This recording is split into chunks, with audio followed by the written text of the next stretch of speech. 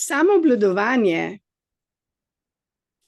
je beseda, ki jo redko kdaj slišimo v družbi, tudi ne na televiziji, niti ne v časopisih, tudi ne v pogovorih med nami. Ko sem dobila to naročilo oziroma navdih, da bi danes govorila o samoobvladovanju, če sem zelo iskrena, sem se osebno zamislila nad svojimi besedami, nad svojimi mislimi, nad svojimi dejanji. In če sem res iskrena, osebno rabim veliko samoobvladovanja. Veliko je dogodkov preko dneva in v naših življenjih, ko smo dobesedno na izpitu.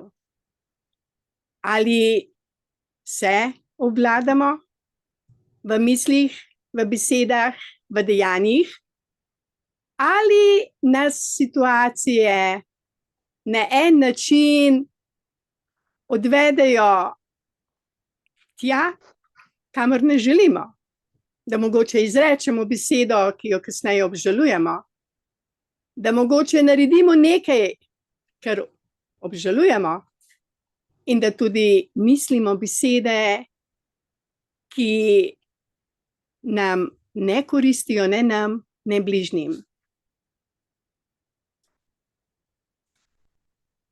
Včeraj, ko sem se peljala iz Frankfurta proti Ljubljani, je vlak zamujal. In prisedati je bilo treba v Villachu. In glede na to, da je vlak zamujal, smo nekako začutili tisti strah oziroma občutek negotovosti. Kaj bo, če nas vlak, ki nas bo popeljal do Ljubljane, ne bo počakal? Ker zamuda je bila več kot 15 minut. Ker Avstrijci so zelo natančni. In glede na to, da sem se pripravljala na to predavanje v mislih, sem se ujela, da se nisem dobesedno dobro obvladala. Nekako sem začutila tisti strah, tisto nemoč, kaj bo, če bo. Ampak to je bilo samo mogoče 2 minutke. In nekako sem se odločila, da se bom odločila za svobodno voljo, da ne se zgodi pač tisto, kar se bo zgodilo. Ne glede na to, a je mene strah, ali mi bo ta zamuda povzročila določene probleme, težave, če ne bo vlaka naprej za Ljubljano, kako bom preživela večer in tako naprej. Sem nekje se odločila, da bom te negativne misli obvladala. In sem jih. In nekje sem se takoj umirila. In neverjeten mir je prišel v mojo dušo in tudi v telo. In potem čez par minut slišim, da so nam sporočili, da ne glede na zamudo, da nas bo vlak v Villachu za prestop počakal. Sem se vdahnila. In vendar sem 2 minute vsem strahovala po nepotrebnem. In koliko je tega strahu danes med nami za marsikaj. Strah nas je, kaj bo, če bo. Skrbi nas, kaj če bodo ukinili gotovino. Skrbi nas, kaj če bo WHO nad nami izvajal pritiske, samovoljo, nam kršil naše človekove pravice.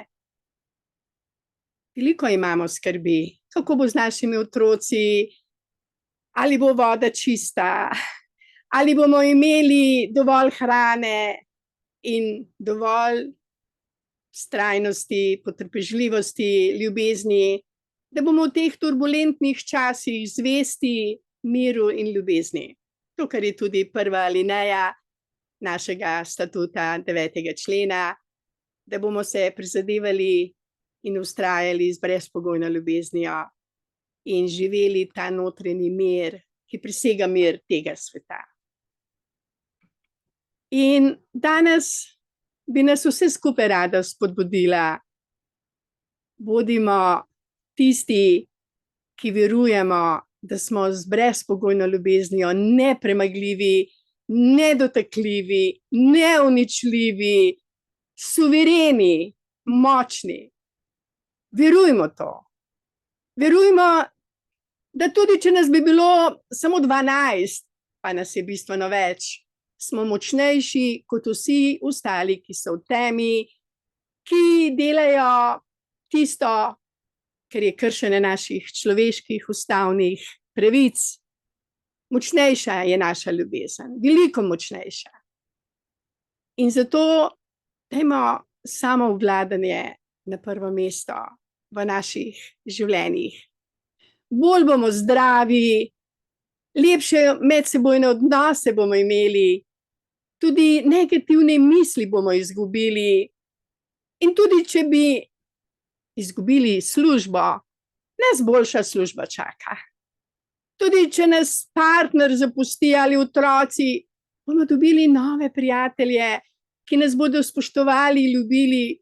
Ne bojmo se izgub, ne bojmo se tistih, ki nas želijo prizadeti, ki nam jemljajo svobodo, ki nas na kakršenkoli način ranijo. Ne bojmo se jih. Bodimo suvereni in obvladajmo svoje misli, strahove, bolj bomo zdravi, lepše medsebojne odnose bomo imeli in naše življenje bo sredi neurja čudovito, mirno, ljubeče, polno entuziazma in vere v življenje. Tega nam nihče ne more vzeti. Razen, če dovolimo. In ne bomo dovolili. In jaz se vam zahvaljujem vsem vam, ki ste z nami, ki vas ni strah, kaj bo, če bom izstopil iz VHO-ja. Dostikrat dobim vprašanje, a bom imel pravice do zdravstvenega zavarovanja? Ja, seveda jih imamo, ker to pravico nam daje zavarovanje, ki ga plačujemo redno vsak mesec vsi. Te pravice nam nihče ne more vzeti. Nam pripada ne samo po človeški naravi, ampak tudi glede na to, da plačujemo redno zavarovanje, ki ni tako majhno. Zato se ne bojte postaviti za svoje pravice. Bodite suvereni, obvladajte svoje strahove, negativne misli. To niso resnica. To je tista laž, ki nam želi vzeti naš mir, našo srečo, naše življenje, našo radost. In hvala vam, ker se boste resnično prizadevali, da boste na vseh področjih svojega življenja imeli svoje misli, svoje besede in dejanja v svojih rokah. Da se boste vi osebno odločili za mir z vsemi ljudmi, da se boste vi odločili za življenje, za radost, za zdravje. In to nam daje tisto moč in tisto suverenost, ki jo v tem trenutku vsi potrebujemo. Prav vsi. In hvala, ker ste danes bili ponovno z nami. In hvala, ker ste se odločili, da boste tudi vi imeli kontrolo nad svojimi mislimi, nad svojimi besedami in nad svojimi dejanji.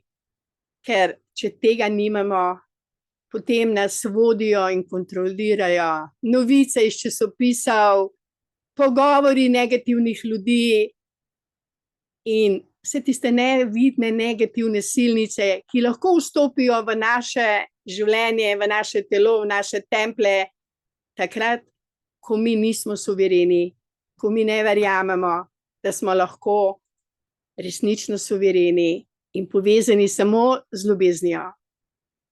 Imamo moč samoobvladanja. Izkoristimo jo vsi.